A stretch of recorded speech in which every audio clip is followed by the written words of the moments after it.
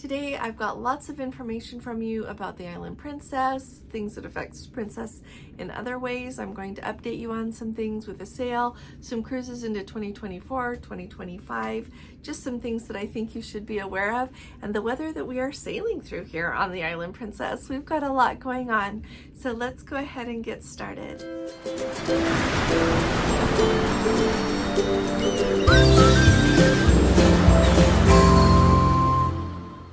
Hi there, this is Allison with Let's Go Travel Tips, and today is Friday. It is October 6th of 2023, and I want to start off by inviting you to please subscribe. We'd love to have you join us, and I think you'll love being part of our amazing community. So hit that subscribe button, and also if you appreciate my updates, would you please give this video a thumbs up. Now, I am clearly not at headquarters. We are here on the Island Princess, and I wanted to bring you up to date on a few things, as well as tell you about some things that I have learned while I've been here on this ship. And yeah, we've got lots to talk about. So first of all, we did miss Stavanger, Norway today, and it was really interesting. We have had kind of rough seas, not really bad, and the captain came on maybe like at between 4 and 5 p.m. local time here, I think it was, and said that he thought we were through the worst of it and we were going to angle northeast. At that point, we were like 40 miles off of the coast of Norway, and to go into Trondheim tomorrow, which we didn't know we were going to get to visit, we had to angle in a little bit, and so it would get a little bit rougher. And indeed, it has gotten rougher as we've been angling in a little bit there. But a really interesting thing that we sailed through is it's also apparently the barometric pressure dropped enough that we actually have been sailing through what they call a bomb cyclone, or an explosive cyclogenesis was the name he gave it. So we have had really high seas, we've had rain, and lots of wind, clearly. So tomorrow, though, it is forecast to be in the 40s and a high % chance of rain in Trondheim. So we're just going to press forward in spite of the rain and the weather that we're going to have. Our plans are to walk over and see the cathedral and the Archbishop's Palace there where the crown jewels are, and look at some shops and just have a really nice day. So I'll let you know how that goes. But I wanted to let you know about the weather. Another note is the internet here on board. I mentioned yesterday that it's been okay, and it has just gotten worse. So I wanted to let you know this for a few reasons. Number one, when we were on this ship in July, it was amazing. Even though we did go up into the Arctic Circle then, it has not been good Wi-Fi. It's not been amazing since we started, and it's not improving. If anything, it's getting a little bit worse, and we are still not higher than we went when we were on this ship in July, so I don't know what's going on. A Let's Go family member who is on the Regal Princess let me know that their Wi-Fi is very flaky. We've got another Let's Go family member who is on the Majestic right now, sailing down the coast there of California, and their Wi-Fi is good, but that ship is sailing at 55% capacity. So I can imagine that the Wi-Fi would be better with fewer people on board. We are sailing close to capacity here. So wanted to let you know about that for a few reasons. It causes me a lot of stress because I need to do work when I am on a cruise, and so it causes me stress that I can't do everything that I want to do. So I just feel like I should tell you also, if you go on a cruise and you think you're going to do work, you might be able to, and sometimes you might not be able to. So just a heads up about that. I've gotten several emails asking about the food on the cruise. It's okay. It's not like wow, and it's not awful. It's okay. They do have, as I mentioned when I was on the Emerald Princess, they no longer have butter in the main dining room. I don't know what it is that they are serving there. It doesn't taste good, so I don't eat it. But I wanted to bring you up to date, and I was wondering, those of you who have cruised on other cruise lines, have you noticed the butter being replaced by anything else? Now, the nice Let's Go family member that is on the Majestic said that they also have the non-butter in the main dining room, but when they order something from room service, then they get the real butter. So let me know. I'll have to order something from room service and see what we get here. I'm thinking it is just a cost-cutting measure. It did come from corporate to start using that, and so there you go. That's another update for you.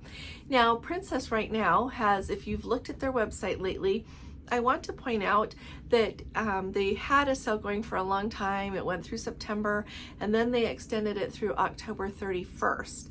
And the sale is that you get the reduced deposit, up to 50% off of certain cruises, and that has really been an ongoing sale that they have been offering. Now, when you look at their website, they are also talking about an early booking sale for not only the 2023 cruises that they are still trying to finish selling, but also for 2024 and 2025 cruises. So if you are thinking of going on a cruise in 2024 and 2025, you might want to go ahead and take a look, because this might be a really good time to go ahead and book it. Along with that knowledge, be aware that some of the really popular destinations and some of the really amazing itineraries, if you can believe it or not, are already selling out. And so I wanted to let you know, I've been looking through some of them, and the ones that stood out to me the most, that it's just cruise after cruise after cruise, and when I look them up, they are waitlisted. So I thought I would let you know that if you are wanting to go to somewhere like Australia, New Zealand, several of them are still open. So definitely go look, and you could even work it out so that if you're going to, like for example, fly from the United States and you're going to go clear down there, that you could book back-to-backs and get to see a lot. But for example, that 27-day round Australia is pretty much sold or waitlisted. They've got an 11-day Southern Australia Explorer, and that one is in 2024. Those are both the two that I just told you were in 2024. But you can even look until they've got that 28-day round Australia cruise. If you want that, you can try to get on the wait list for it. It's March 19th of 2025 on the Crown Princess. They've got the 17-day Northern Explorer there that goes from, let's see, from Perth to Sydney, Australia. That one is pretty much gone. That's in 2025. Lots of these are gone. So go ahead and look. And you know what? In the long run, if you see one that you really want to do and you need to get on the wait list for it, definitely don't say, oh, there's no hope. Get on that wait list, because people's calendars move around an awful lot. Even if it's a bucket list cruise for them, maybe something will come up that they can't go. You never know what's going to change. So get yourself on that wait list, okay? Especially, like I said, this far out, you've got a lot of time for people's plans to change and you to be able to slide into a place and get to go on that cruise. And I do know that Alaska for 2024 has sold an awful lot already, just as I look through cruises. And I've been trying to think of what Gordon and I are going to do in 2025, and it's kind of hard to decide that far out, but at the same time we need to be thinking about this because we all have places to go and things to see. So wanted to just kind of bring you up and make you aware of that. Also, we have talked for quite some time now, really since the beginning of the summer, about when you are on board a Princess ship to go to the Future Cruise office and ask for the list of what they have got on sale that you can get for half off. So I went to the Future Cruise office here on the Island Princess, and he said that there's not tons of availability. But if you look at the cruises to South America from December through March, and that would be December of 2023 through March of 2024. If you look through those cruises and you see one that you want, you can go talk to them there and you get it for half off what it is showing on the Princess website.